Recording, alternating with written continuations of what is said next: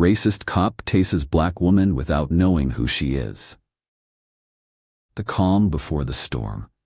It was a breezy Saturday evening when Angela Carter pulled into the parking lot of an upscale restaurant. The city lights reflected off her sleek black luxury sedan as she stepped out, adjusting her elegant coat. Tonight was supposed to be a peaceful dinner with an old friend, a break from her demanding job. As she reached into her bag to check her phone, she heard a sharp voice behind her. "Hey, you, what are you doing here?" Angela turned startled. A white police officer, Mark Reynolds, was approaching her, hand already resting on his taser. His eyes scanned her, not with curiosity, but with suspicion. "Excuse me?" she asked, trying to make sense of the hostility. "This is private property. You need to leave," Reynolds said, his tone firm and unwavering. Angela frowned. "I'm having dinner here. Is there a problem?" But Reynolds narrowed his eyes. "I need to see some ID." Angela sighed, trying to stay calm. "Sir, I don't understand. You're asking me for ID just for standing outside a restaurant?" But Reynolds had already made up his mind. "Just show me your ID before I have to take further action." Angela reached into her bag to pull out her wallet, moving slowly to avoid alarming him.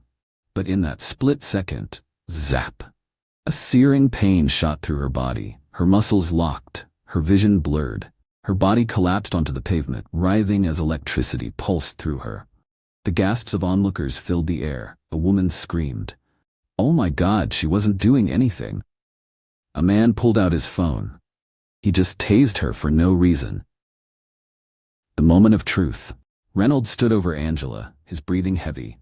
He was about to demand compliance again when another officer, Sergeant Williams, sprinted onto the scene. The moment he saw Angela's face, his heart stopped. "Oh my God, Reynolds, what the hell have you done?" Reynolds turned to him, confused. "I handled the situation. She refused to." "Do you even know who she is?" Williams cut him off, his face pale. Angela groaned, pushing herself up with effort. Her voice was weak, but her words hit like thunder.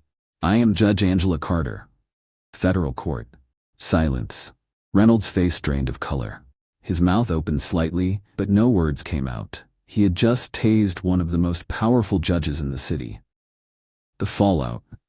Within hours, the video of the incident spread like wildfire. News stations played the footage on repeat. Federal judge tased by police, a case of racial bias? Officer Reynolds suspended, but is it enough? Judge Carter speaks out. "If this can happen to me, what about the others?" Angela sat at a press conference, composed but firm.